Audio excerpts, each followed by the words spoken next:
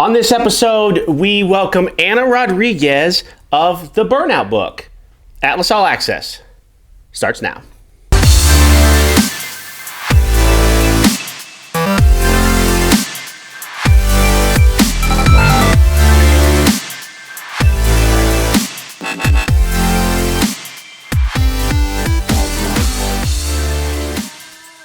Okay, Anna Rodriguez, welcome to Atlas All Access.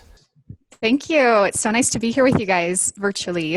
Virtually, yes. Well, this works. I mean, this technology, we've come a long way. Technology is awesome. I know, right? It's so cool. I love it. Adam Collette, welcome back. Always good to be here. Anna, let's start from the very beginning. You've been a nurse since when? 2008? Correct. So where did the idea for the Burnout Book come from? So it was not until I was in my 7th year of nursing that I could say that I actually had experienced burnout. And at that point, I was a nurse manager of a 10-bed CVICU. I just kind of right place at the right time, fell into that position, and was nurse manager for 2 years. And during that time, I went through burnout. My staff went through burnout. I had like 75% of my night shift turnover. And during that time, we were using travel nurses to supplement staffing. And ultimately, by the end of those 2 years, I realized management was not going to be my long-term plan, and actually went to travel nursing myself. I went from managing to travel nursing to get back to the bedside. And then I started thinking about those experiences and how it felt so isolating and how stigmatized it was. Nobody wants to talk about burnout and how much, their job affects them. So I had gone to a nursing conference. It was AACN's NTI in Houston, Texas. And that's kind of where the idea was triggered. I actually have this little notebook here that is the original Burnout Book. It's my little place where I write down like inspiring stories or thank you notes or just things I want to remember from my nursing career. And over the years, it's just always been a place I go back to when I need to remember why I do what I do. So that book inspired me to start a blog, a website, social media accounts, and just talk about burnout, put it out there for people so they have someone to talk to and have resources available and just have that community. Have you ever thought, and this isn't one of the questions I wrote down, but it's something as you were talking, have you ever thought about just publishing that book? Yes. I probably wouldn't do this exact book. I'm really, it's very personal. It's very, I've been really good. I keep, everything's HIPAA compliant. Of course. Sure. All names and ages and everything have been removed. But what I would like to do, that's my idea that's just percolating in my brain, is to do some sort of guided journaling similar to that, where someone could personalize and make their own book. So that's kind of the direction I would like to take it in the future. Interesting. Yeah, very cool. Huh. Yeah. So out of that, so as you've done this for the past however many years, have you ever written something down, or your thoughts have gone through your head as you're doing this, and it almost maybe surprises you a little bit? Like something is like, I never would have thought I would have done this or felt this way or whatever. Has there anything like that? I absolutely. I think every nurse probably experiences that a few times, where you see something just mind-blowing that you're like, is this real life? Is this actually happening? Whether it's some kind of moral distress situation and you're seeing dynamics between a patient's family and the patient, and you're like, no, why is this even an issue? Like, can we get back to focusing on the patient? You definitely have those moments. I know we have that often, right? I mean, that happens all the time for us as we talk to nurses daily. Yeah. No, absolutely. I'm just going over in my head of thinking of nurses on my desk of this is an everyday thing. And, my mind wanders as well as my wife was a teacher for 10 years.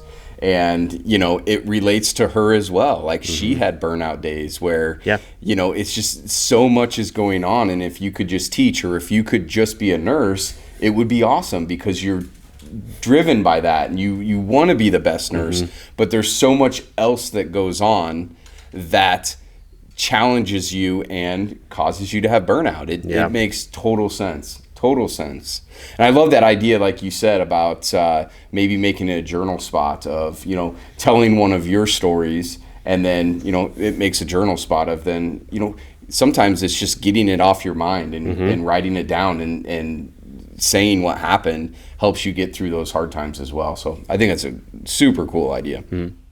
Yeah. There's a lot of statistical studies showing the therapeutic side of journaling, and like you said, having it out there.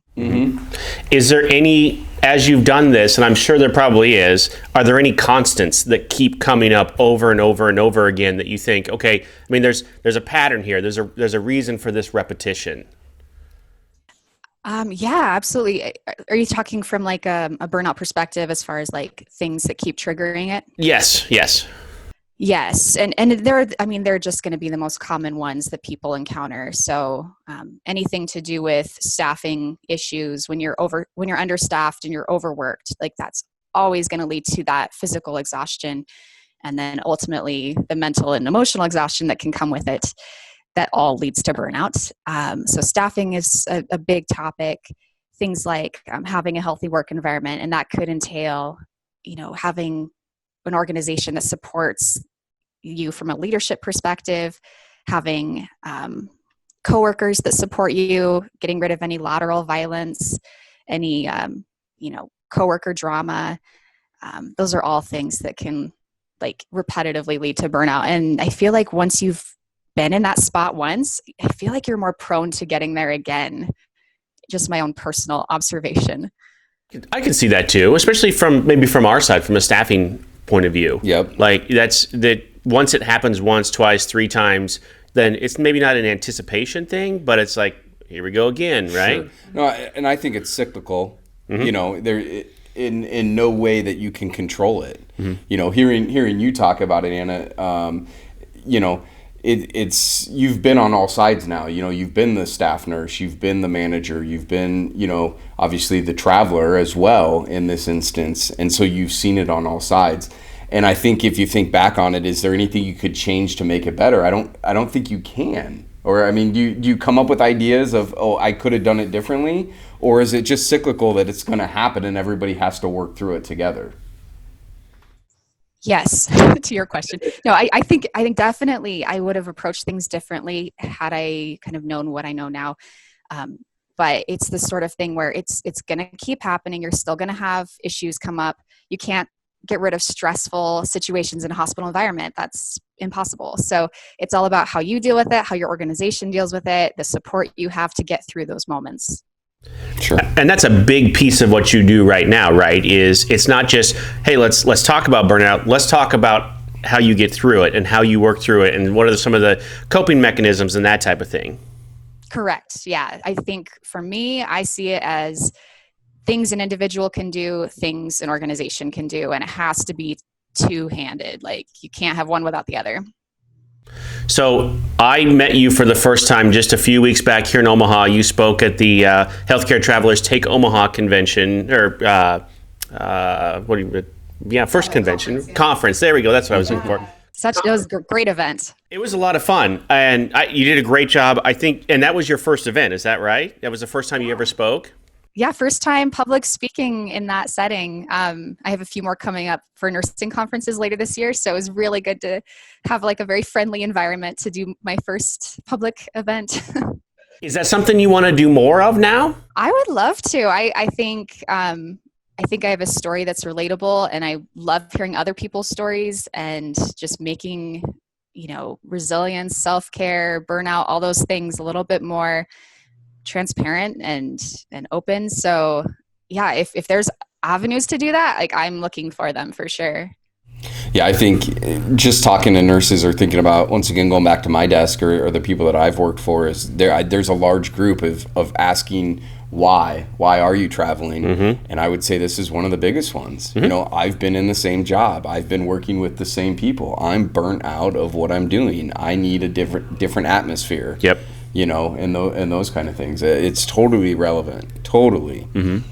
And I think Go ahead. Oh, I was just going to say, making a big change like that can really help reset someone's, kind of spark and kind of get them back into nursing in a different way.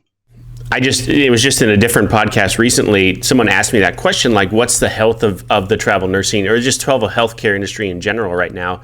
And I think no matter what, it's outside forces aside, it's more healthy than it's ever been because of reasons just like this. It is way more acceptable for you to go out and make that choice to, okay, I'm going to leave my perm job. I'm tired of the old routine. I got to break out and do something, because if I don't do it now, I'm never going to do it, kind of thing. Maybe than it was 10 years ago, 15 years ago, that type of thing. It's way more acceptable. And I think travel nursing is a great avenue to do that, because, as much as we want to put a rose on it and say it's amazing, is you might go somewhere and it might be a lot better than your home situation or your perm situation. You can go a lot other places and it could be a lot worse. And so you get a perspective of, hey, my job really wasn't that bad. We did have a good team cohesiveness. I just didn't realize it. All right, I'm ready to go back home now. I enjoyed it for 3 months, 6 months, a year. I'm ready to go back home and take on those challenges again. So yeah. So you have a free guide on your website. Tell us about that. Oh, sure. I created that just this year. It's 101 ways to be a nurse. And it's just this list, basically, of kind of, in my experience and my research, all the different specialties and options people have when it comes to the world of nursing. So it's just a tool to have out there if you're getting burned out of your job, something to look at, something to, stimulate some ideas and find something within nursing still, that you maybe want to try, that maybe would get that spark back. So. All right, last question, all about you. Where can we find you? What's your favorite social media platform? Like, if you wanted a brand new nurse to find you today, where would they find you? And what do you think is the best version of you online? That is a really good question. Thank you. Because there's a lot of different ways to find me, but I would say go to www.theburnoutbook.com for the actual website. There's the blog there and a bunch of resources, as well as the free guide. And then, like, my social media platform preferences, Instagram. That's where I do most of my active day-to-day stuff. You'll find me most active there. So that's going to be at the.burnoutbook. Check it out. That's where I found you for the first time, was on Instagram. So that was super cool, because I had no idea. I didn't think enough ahead to look in the guide there on day 2 of the conference. And then I'm like, hey, wait a minute, this person looks familiar. Instagram. That's funny. That would be it. So there we go. Instagram's quickly become my favorite. Are you on Instagram yet? No. Come on. Still not. Come on. It's not for everyone, and they'll say that. All right. It's not for social media. Just isn't for Adam, I think, just in general. I just can't do it. I'm gonna wait for my kids to overtake my life of the online world. Oh, it's coming. Oh, I guarantee it's coming. Anna Rodriguez, thank you so much. I really appreciate you being here with us today. Thank you. You can find her on theburnoutbook.com, on, is it the.burnoutbook on Instagram? Is that right? Yes. We'll put it right down here for everybody here. So, Adam, as always, thanks again. Thanks again. Very nice to meet you, Anna, and I look forward to doing a little more research on the Burnout Book. I'm super excited. Awesome. Thank you. All right. We'll see you next week.